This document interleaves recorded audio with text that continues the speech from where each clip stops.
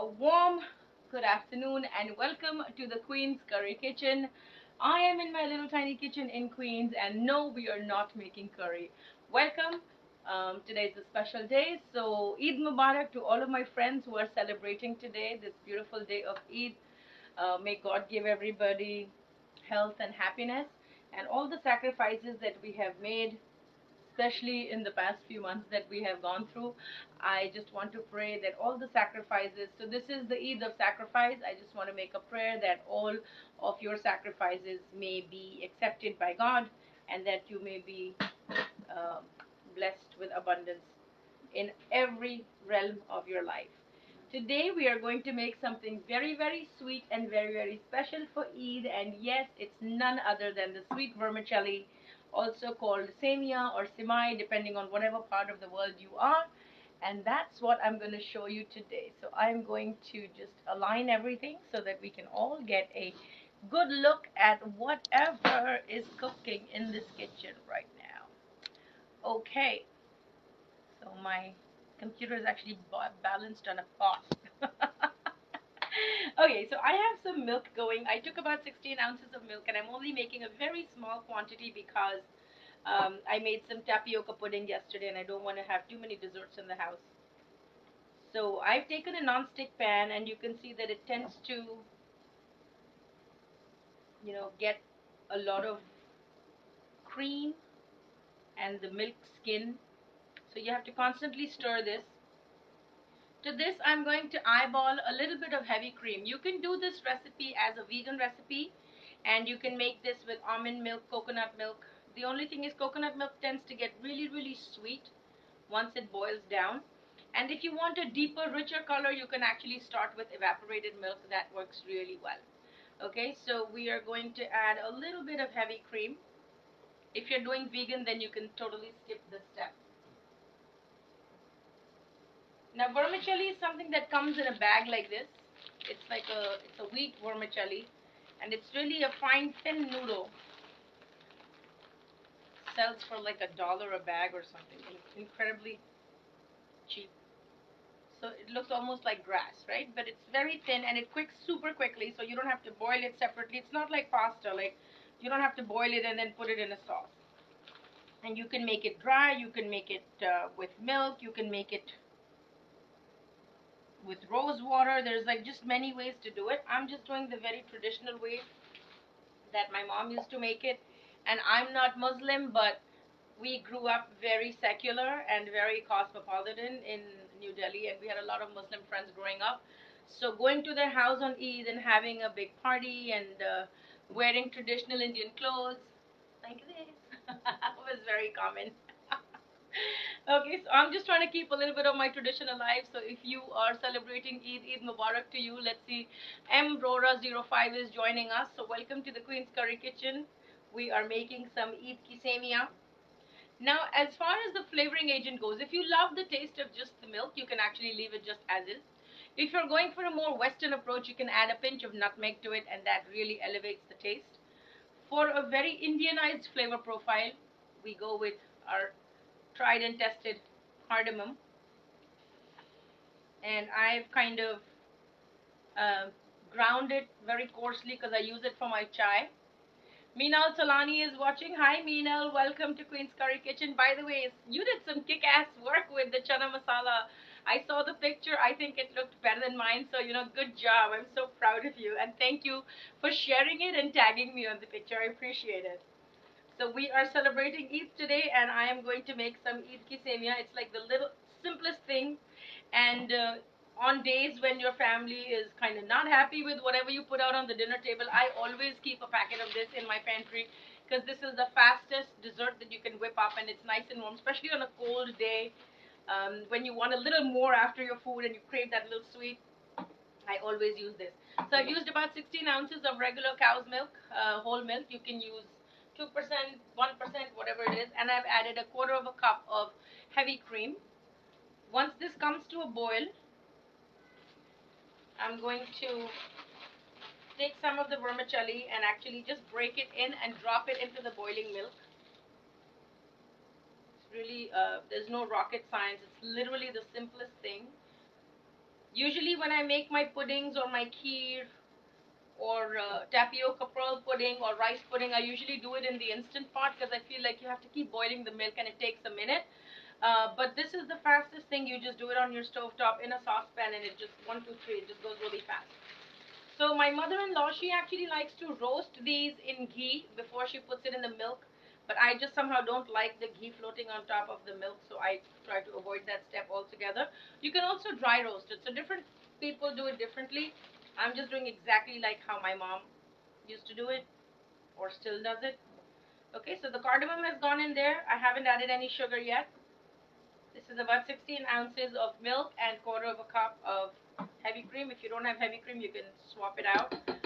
You can skip that step. You can also make this with almond milk. You can make this with cashew milk. You can make this with rice milk. Sangeeta 699. I think I'm not seeing the rest of the numbers, but I'm seeing Sangeeta. So welcome to the Queen's Curry Kitchen. We are making Eid ki senia today. I'm going to give you a couple of options in terms of flavoring. What else can you do to amp up the flavor profile of your sweet desserts, especially if you're doing any Indian inspired desserts, right? So if you're doing anything that's Eid inspired or summer inspired, a drizzle of ruh afza, which is actually, it's not exactly a rose syrup, but it has a very rose dominant flavor. You can actually do a sprinkling of that over the top, just a drizzle, whether it's kulfi, whether it's kheer. You do that, and it just has a nice aromatic hint of rose that it lends. It's super sweet, so exercise caution in drizzling it. You don't want it to overpower your dessert, and sometimes if you're not used to the rose essence in your food, it can be a little overbearing. So introduce yourself gently to it. It's usually available very easily at Indian supermarkets, so it's not hard to find anymore in America.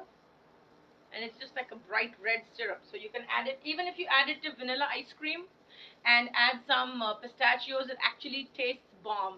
You can't imagine how much it can elevate something, right?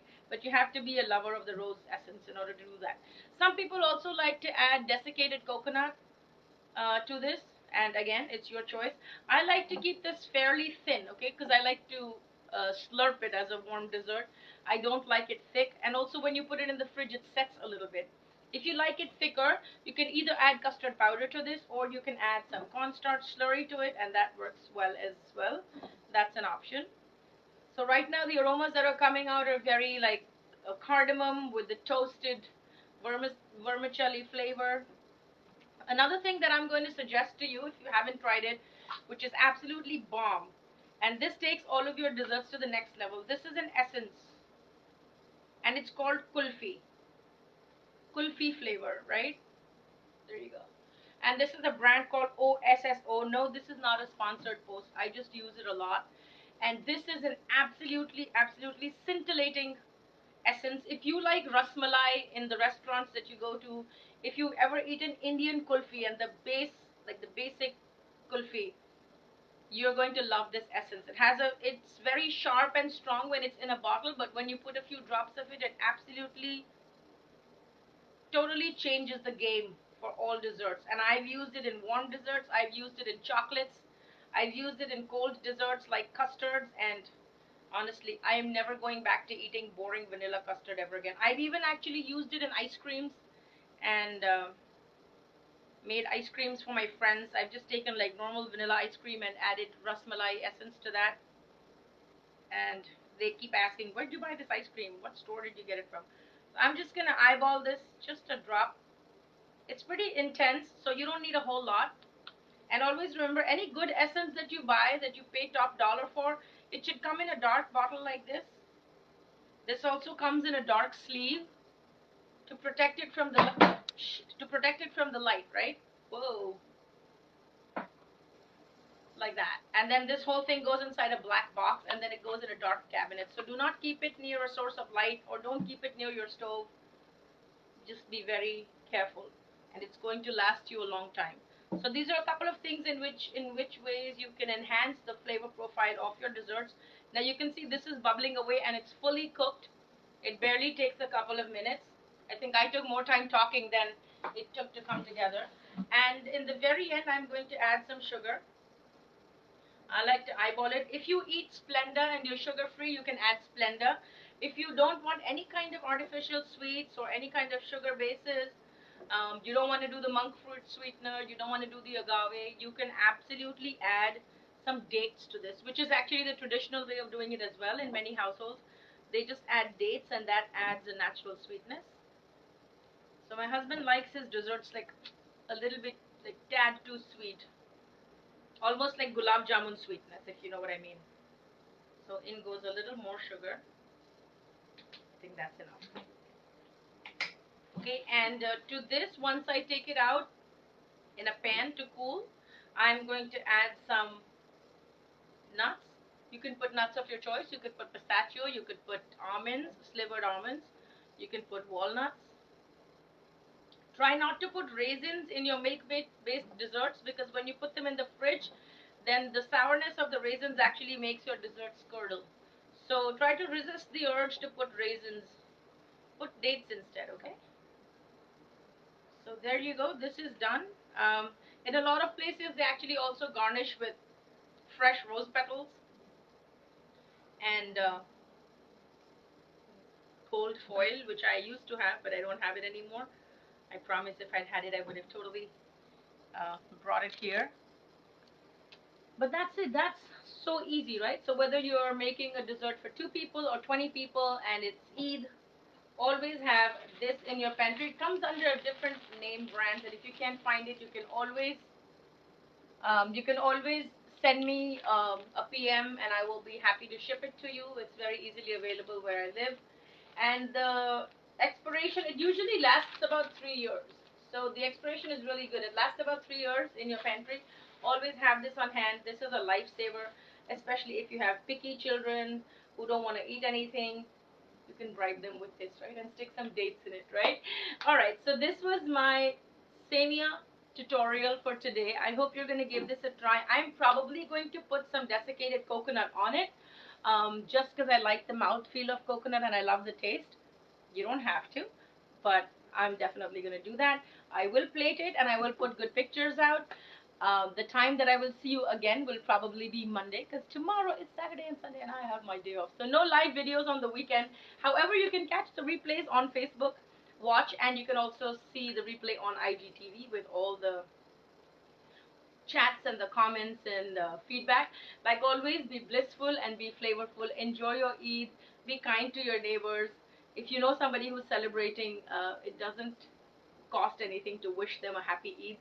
So we are in New York, so we love everybody. We celebrate everything, and that's why I love Queens, because that's where I live, and we have so many different nationalities here. Everybody is just, you know, happy together. So I hope that you can spread happiness in whatever way that you can for people that are around you. Until next time, be blissful and be flavorful. If you liked what you saw, or if you would like to take a class with me, go right ahead and register at www.queenscurrykitchen.com. We have classes for beginners, intermediate, and advanced levels, and I teach Indian plant-based healthy Indian cooking with plant-based ingredients, also vegetarian Indian dishes based on your skill level. If you'd like to order the book or the spices, they're all on the website queenscurrykitchen.com.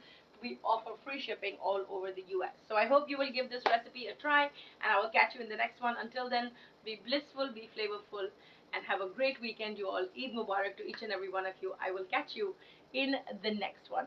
Take good care. Bye bye.